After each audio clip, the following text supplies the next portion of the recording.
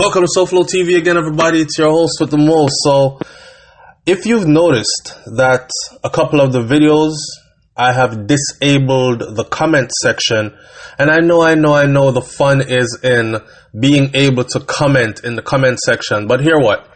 YouTube has changed its rules, laws, regulations, guidelines, and all that, and we have to adapt to the changes, right? So, on some of these videos, when the topic is kind of serious, people tend to get a bit emotionally carried away.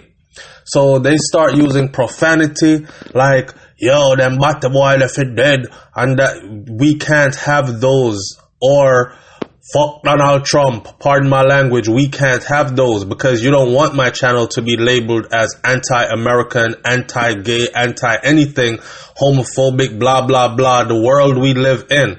Okay? So, there are ways to come across with your whatever you want to say without being so blatant about it. And they have decided to start holding us accountable for the comments that people make in our comment section. They're saying that we should monitor the comment sections and erase the comments that we don't find pleasurable. So guess what? I have over 2,000 videos on YouTube. I can't keep up with all the comment sections. So if it's a video where I feel like the comment section is going to be too heated, then yes, I have disabled the comment section until people can behave themselves better.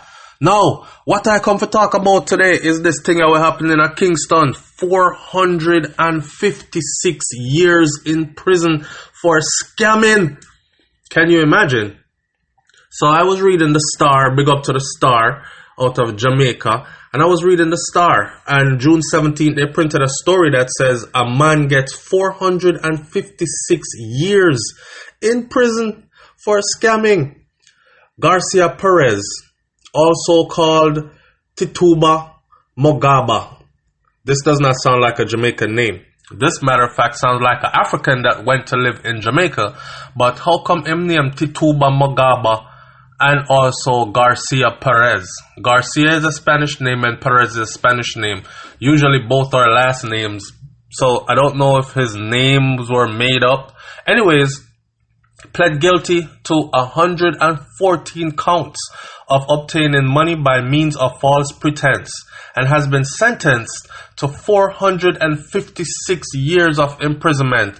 I'm still waiting for the Star to put something out and say this must have been a misprint, because there's no way on God green earth that somebody got 456 years behind bars for scamming. There are people in Jamaica that were caught killing people. Like literally just committed the murder, stood over the body, caught. Like the guy that was caught rolling his living girlfriend, common law wife, wrapped up in a tarpaulin and rolling her body over in the bridge to roll her down into the dump, into the river. And people called his name out and he ran and left her.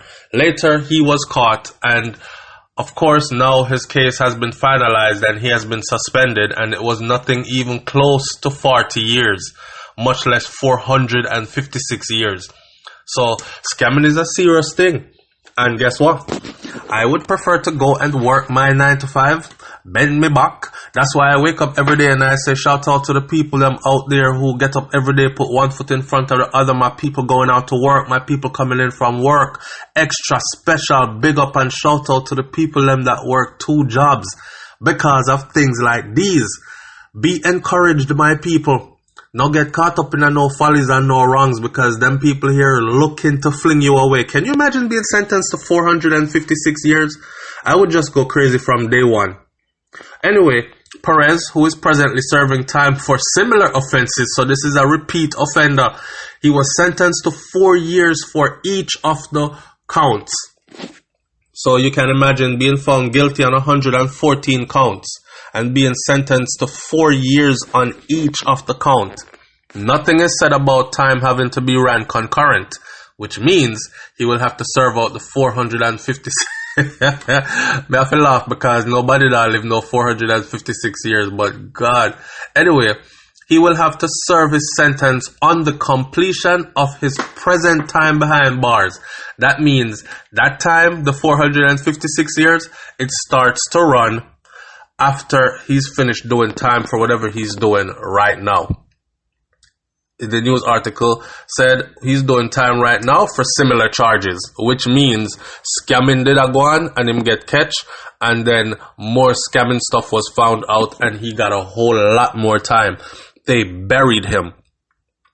I'm thinking this guy must have stepped on somebody's toes or didn't have enough money to pay someone off. But hear this, cause you think a small change the money I make, they're making some real money.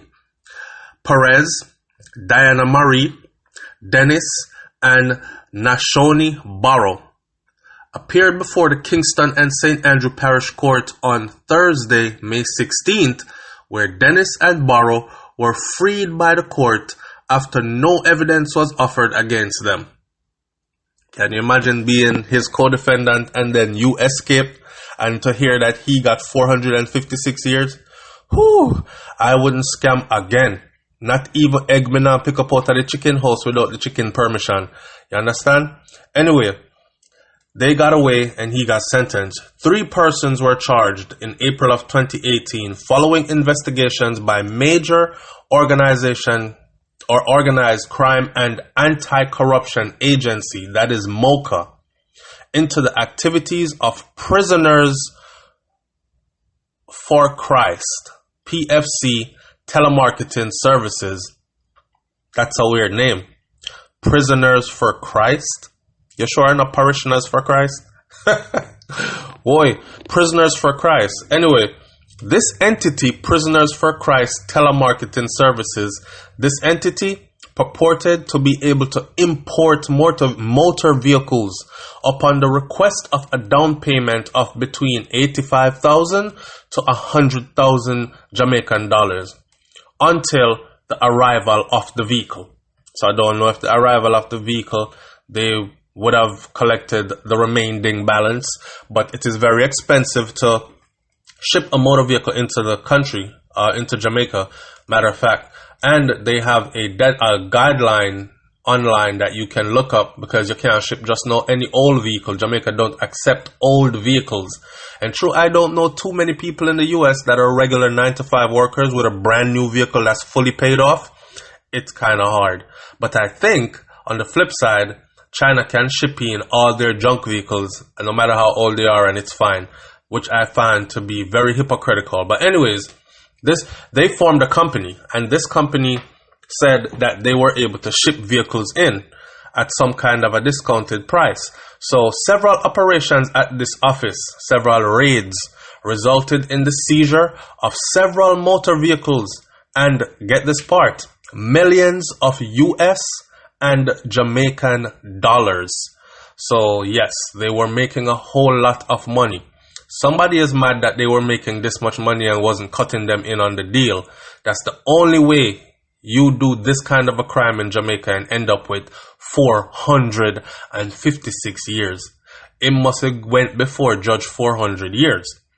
Also, based on reports made to MOCA, more than $13 million was fleeced from unsuspecting persons.